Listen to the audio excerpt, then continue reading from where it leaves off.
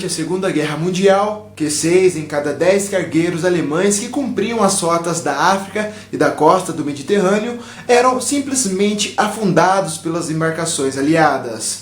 O alto comando nazista calculou que estava enfrentando uma frota gigantesca de 400 submarinos ingleses, que eram orientados por numerosos aviões de reconhecimento. Os nazistas estavam completamente enganados. A tal poderosa esquadrilha de reconhecimento era formada apenas por 3 aeronaves.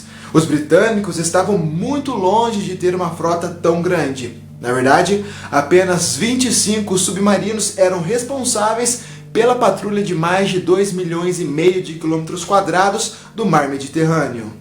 Agora você deve estar se perguntando, por que os nazistas estavam sofrendo tantas baixas e como foram enganados desta forma? Basta assistir o vídeo inteiro para obter a sua resposta.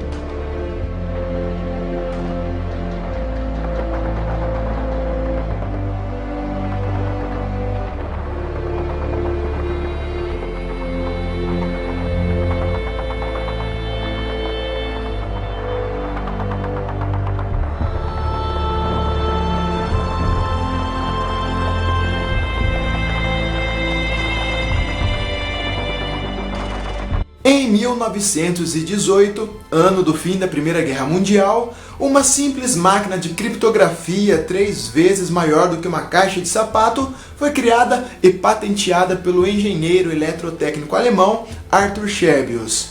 Essa magnífica criação chamava-se Enigma e suas primeiras aparições ocorreram nos congressos da União Universal Postal de 1923 e de 1924. O objetivo dessa máquina era apenas para uso comercial, mas os militares das Forças Armadas alemãs viram que essa máquina poderia ser muito útil no ramo militar. Em 1926, a Marinha Alemã comprou alguns exemplares para serem estudados e adaptados de uma forma única. Não demorou muito para que o Exército e a Aeronáutica também adquirissem essa máquina revolucionária. Na verdade, não demorou muito para que o Enigma se tornasse o principal meio de comunicação secreta dos alemães.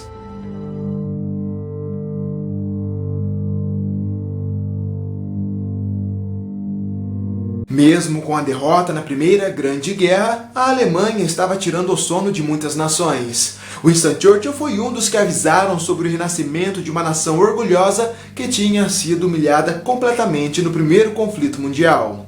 O governo polonês, que já esperava pelo pior, começou a investir todas as suas forças no serviço de inteligência. Certo dia, a sorte sorriu para os poloneses. Em 1929, um pacote alemão foi misteriosamente enviado para a Polônia. Nunca saberemos se isso foi uma simples coincidência, se foi proposital ou se foi pura sorte. Um oficial da alfândega desconfiou de tal pacote com escrituras alemãs e alertou as autoridades. Quando os oficiais abriram cuidadosamente o pacote, ficaram completamente espantados com o que tinham visto. Dentro daquele pacote todo protegido havia uma máquina Enigma. Ela foi minuciosamente estudada e em seguida reembalada com muito cuidado e despachada para o destinatário correto.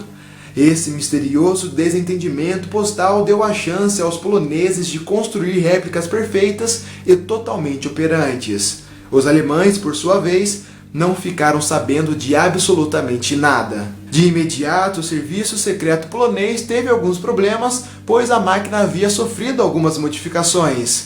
Os nazistas usavam nos soltores de suas máquinas, que eram os discos que formavam as combinações secretas, um conjunto de plugs internos diferentes das versões comerciais. Após muito estudo e muito trabalho, o polonês Marian Redwiski, juntamente com a sua equipe, conseguiu conectar os plugs certos, quebrando pela primeira vez o código.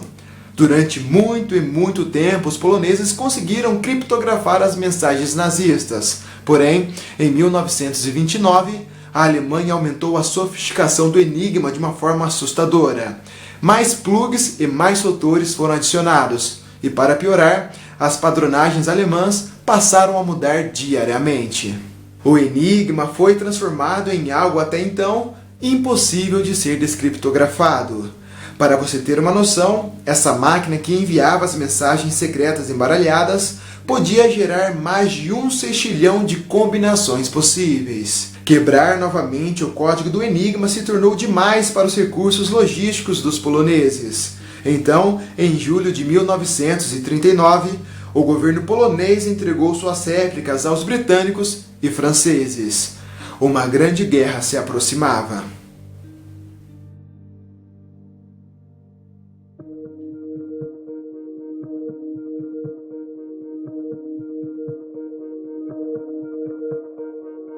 Alan Turing nasceu no dia 12 de junho de 1912, na Inglaterra. Filho de um oficial britânico, Alan viveu sua vida inteira em uma família muito rígida. Com 15 anos, já era um garoto prodígio na área da matemática. Na escola, era um tímido adolescente desengonçado e por muitas vezes sofreu bullying dos colegas valentões. Certa vez, Christopher, outro garoto muito inteligente, ajudou Alan a sair de uma emboscada. Assim nasceu uma grande amizade, que mais tarde se tornou uma relação afetiva. Infelizmente, Christopher, de uma forma inesperada, acabou falecendo ainda muito jovem. Em 1930, Alan graduou-se em matemática pela Universidade de Cambridge. Em 1935, concluiu o mestrado no King's College e no ano seguinte recebeu o importante prêmio Smith Prize pelo trabalho sobre a teoria das probabilidades. Ainda em 1936, o jovem prodígio publicou um artigo no qual introduzia o conceito de uma computação teórica, um aparelho computacional hoje conhecido como a máquina de Turing. Em 1938, Alan foi voluntário para atuar no Serviço de Inteligência Britânica no setor de decodificação e de criptoanálise. Após o Reino Unido declarar guerra à Alemanha nazista, Alan foi direcionado para Bletchley Park, o quartel-general de comunicações governamentais.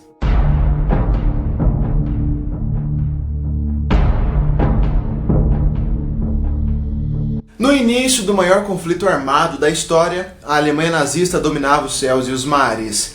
A Blitzkrieg atropelava tudo e todos. Na Batalha do Atlântico, as embarcações aliadas estavam sendo destruídas pelos lendários U-Boats. Enquanto os soldados se enfrentavam nos campos de batalha, Alan Turing e sua equipe estavam tentando quebrar o inquebrável código Enigma. Os maiores matemáticos da antiga União Soviética, dos Estados Unidos e da França tinham tentado sem sucesso quebrar o novo código. Graças ao grandioso trabalho dos poloneses, os britânicos tiveram um bom direcionamento. Alan Turing tinha se tornado um homem excêntrico, individualista e arrogante. Todos os tópicos de alguém que não sabe trabalhar em conjunto. Houve muitos desentendimentos entre Alan e os outros membros da equipe, mas com o tempo uma grande amizade reinou sobre eles. Afinal, todos estavam lutando do mesmo lado. Alan bateu de frente com o alto comando da inteligência britânica ao apresentar um projeto ambicioso e desacreditado por muitos. O matemático explicou ao comandante de Bletchley Park que os homens não eram capazes de vencer uma máquina, mas ele poderia criar uma máquina que era capaz de vencer o enigma. Essa máquina precisava de um investimento muito grande e os britânicos não tinham muito dinheiro, pois estavam em guerra. Alan acabou não tendo a autorização e nem o apoio do comandante de Bletchley Park. O que ele fez foi atrás de um homem para apresentar o projeto. Quem era esse homem? Nada mais, nada menos do que Winston Churchill. O primeiro-ministro do Reino Unido autorizou e concedeu a verba para que o gênio matemático pudesse criar a sua máquina. Então, em 1940, Alan Turing construiu uma máquina eletromecânica equivalente aos rotores de 10 máquinas Enigma, que seria capaz de verificar as mensagens interceptadas em alta velocidade com diversos modos de codificação. Essa máquina é conhecida como bomba, mas Alan a chamou de Christopher. O projeto tinha sido desenvolvido e o dinheiro tinha sido gasto, mas o alto comando britânico não estava satisfeito com o resultado. Mesmo com a bomba, os matemáticos de Bletchley Park passavam dias e noites tentando achar a combinação nazista. Quando tudo parecia perdido, em 1942, um livro de código foi encontrado em um submarino que estava encalhado no Mediterrâneo. Esse pequeno livrinho foi essencial para que Alan Turing pudesse finalmente descriptografar o enigma.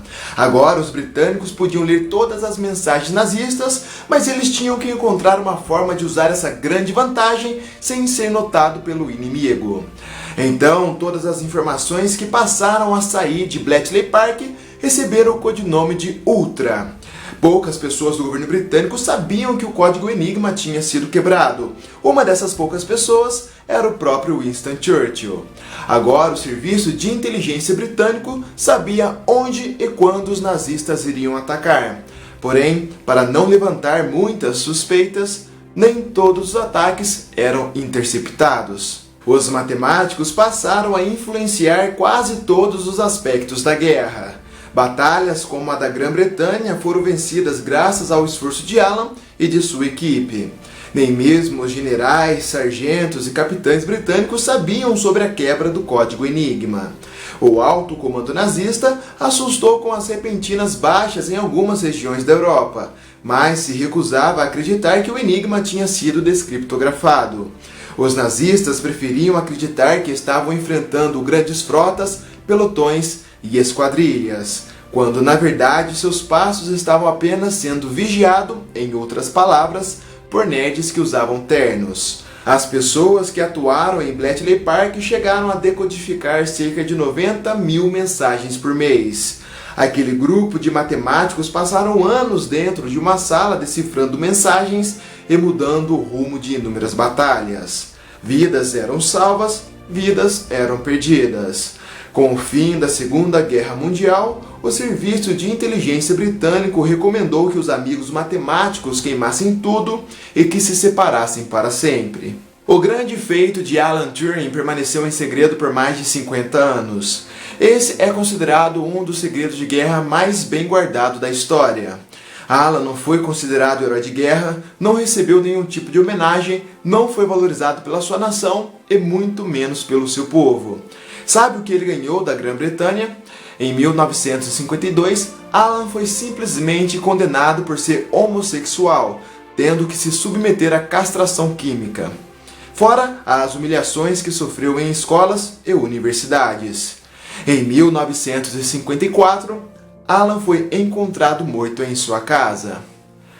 O grande problema é que a Grã-Bretanha devia muito a Alan Turing, pois graças à máquina que ele criou, estima-se que a guerra foi encurtada entre 2 a 3 anos, poupando mais de 14 milhões de vidas.